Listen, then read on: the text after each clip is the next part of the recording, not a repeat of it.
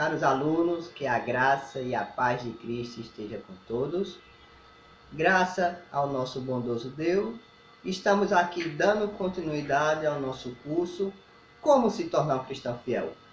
E hoje com a lição de número 12, com o tema A Igreja do Novo Testamento. Para se viver de modo responsável neste mundo, temos que tomar decisões. Temos decisões pequenas ou até mesmo insignificantes, porém temos decisões tão cruciais que afetam a maneira como vamos viver perante Deus nessa vida. Essa decisão determina uma vida diária perante Deus, nossa identidade espiritual, nossa adoração e nosso serviço espiritual.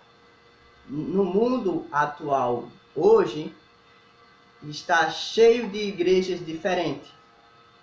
Qual é a igreja do Novo Testamento? Como devemos ser a igreja hoje? Meditando nessas perguntas, vamos refletir como a igreja era identificada no primeiro século. A primeira visão da igreja é apresentada no livro de Atos. A igreja está estabelecida. Um quadro vivo da igreja é pintado diante de nós pelo Espírito Santo. Esse quadro da igreja nos ajuda a ver suas principais características. Atos capítulo 2, versículo 42 a 47, que diz: E perseveravam na doutrina dos apóstolos, na comunhão, no partir do pão e nas orações. E cada alma havia temor, e muitos prodígios e sinais eram feitos por intermédio dos apóstolos. Vendiam suas propriedades e bens, distribuindo o produto entre todos, à medida que alguém tinha necessidade. Diariamente perseveravam unânimes no templo, partiam pão de casa em casa e tomavam suas refeições com alegria e singeleza no coração, louvando a Deus e contando com a simpatia de todo o povo. A cada dia o próprio Senhor acrescentava à igreja todos os que estavam sendo salvos. Quais são as características da igreja vistas nesse quadro? A primeira característica é um comprometimento inabalável com a doutrina e os ensinos dos apóstolos. Esse comprometimento da igreja com a doutrina dos apóstolos, a igreja seguia fielmente seus ensinos, sua doutrina. Ao se reunirem para adorar, servir e dar, ao observar a ceia do Senhor ou partir do pão, até mesmo no momento a orar. Cristo era o cabeça e reconhecia os ensinos dos apóstolos à igreja, honrando a palavra que lhe foram entregue.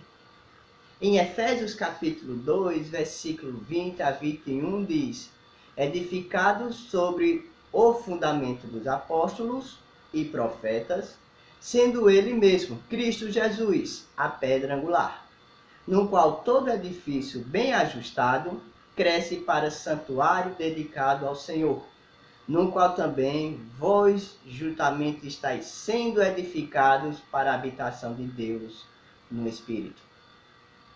Não devemos deixar que as divisões do mundo confundam a simplicidade de seguirmos a Cristo como sua igreja. A igreja não é um corpo feito por mãos humanas. Ela é um grupo de pessoas que submeteram a mensagem do Espírito Santo em obediência ao Evangelho e foram unidas pelo Espírito Santo. A igreja pertence somente a Cristo. Não olham para uma liderança humana, mas são guiadas pela cabeça do corpo, Cristo, através de sua palavra. Ao olharmos para o quadro do Espírito Santo pintada da igreja, vemos o traço do comprometimento forte. Outra característica que estamos aprendendo e refletindo nessa lição é o amor uns pelos outros. A obediência sincera à verdade produziu neles um amor compassivo mútuo. Atos capítulo 2, versículo 45, que diz: vendiam suas propriedades e bens, distribuindo o produto em todos, à medida que seguem ou alguém tinha necessidade. Judeus vindo de toda parte do Império Romano para guardar o dia de Pentecoste pensavam que aquela seria mais uma celebração normal. Mas, para sua total surpresa, não foi.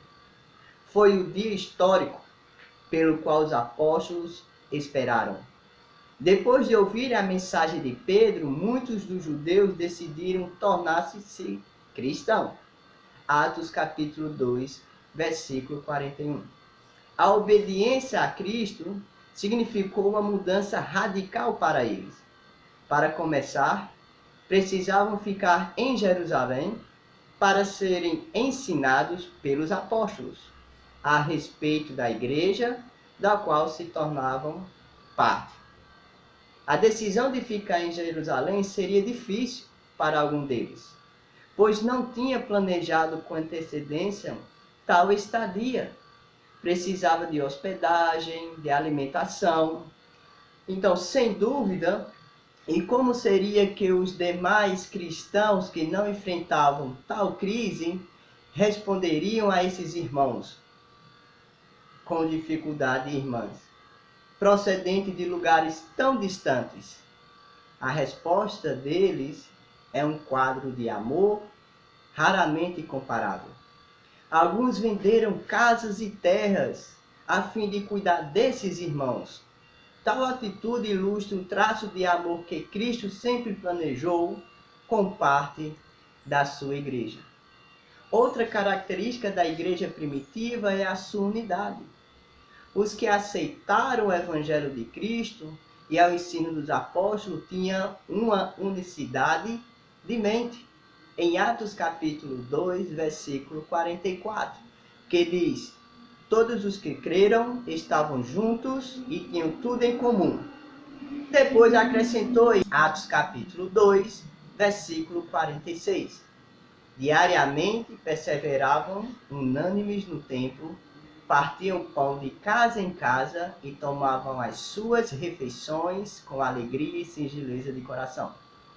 Em Atos 2, vemos o exemplo mais nítido de que Jesus quer que sua igreja seja e de que como ele quer que ela viva hoje. A igreja como uma só mente, coração e doutrina. A igreja que ama, que serve, que vive em unidade. Uma característica inegável da igreja primitiva é a unidade. A verdadeira igreja de Cristo não pode existir onde há divisão. Recebemos essa unidade do Espírito Santo quando estamos no corpo de Cristo. Como a igreja pode ser identificada hoje? Vimos a igreja primitiva e hoje. Qual a sua identificação? A identificação da igreja hoje é avaliar o começo. Como a igreja do Novo Testamento vivia para hoje dar continuidade. O Novo Testamento não termina à espera do estabelecimento da igreja em algum dia do futuro. Em vez disso, ela termina com o Império Romano estremecendo diante da poderosa expansão do crescimento da igreja pelo mundo. A identificação da igreja hoje é avaliar seu objetivo. Não tem outro alvo a não ser a igreja que pertence a Cristo. Qualquer igreja que não esteja buscando ser o corpo de Cristo em sua comunidade, simplesmente não é a igreja do Novo Testamento. Cristo não chamou as pessoas para serem seus discípulos, tornando-se parte de uma seita. Ele as chamou para serem seus discípulos, para que elas se tornassem seu corpo no mundo. Esse corpo deve representar seu nome, adorar em seu nome e fazer o seu trabalho no mundo para a sua glória. A identificação da igreja hoje é avaliar suas práticas. Uma coisa é dizer que uma igreja é a igreja do Novo Testamento. E outra coisa é essa igreja demonstrar sua identidade através de suas práticas. Qualquer grupo pode dizer que pertence a Cristo, mas a prova da declaração está sempre naquilo que a igreja pratica.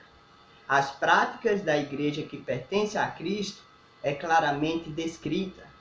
Se reunia todo o primeiro dia da semana para adorar e celebrar a ceia em memória de Cristo. Atos capítulo 20, versículo 7. 1 Coríntios capítulo 11, versículo 20. E Hebreus capítulo 10, versículo 25. A igreja cantavam juntos, entoando e louvando de coração, edificando uns aos outros. Efésios capítulo 5, versículo 19. Colossenses capítulo 3, versículo 16. A igreja ofertava no primeiro dia da semana para a realização do trabalho de Deus e assistência aos santos. 1 Coríntios capítulo 16, versículo 1 e 2. A igreja oravam junto e consideravam a vontade de Deus. Atos capítulo 2, versículo 42. Para identificar a igreja do Novo Testamento, precisamos alistar as características das práticas da igreja do Novo Testamento e então compará-las com as igrejas à nossa volta. Quando praticamos uma combinação verdadeira, quando praticamos o modelo bíblico, então somos a continuidade da igreja do Novo Testamento, a igreja do Senhor. Concluímos essa lição, caros alunos, com a compreensão e o entendimento sobre como era a igreja do Novo Testamento. E como podemos ser a igreja hoje. Então, tal pergunta também é interessante com outra pergunta. Podemos ser a igreja hoje, como iniciou em Atos capítulo 2?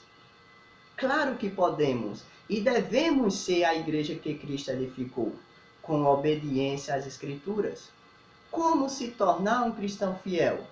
Obedecendo a palavra de Cristo, dedicando-se em viver como a sua igreja, perseverando a unidade dada pelo Espírito Santo, a igreja que pertence a Cristo. Que Deus nos abençoe.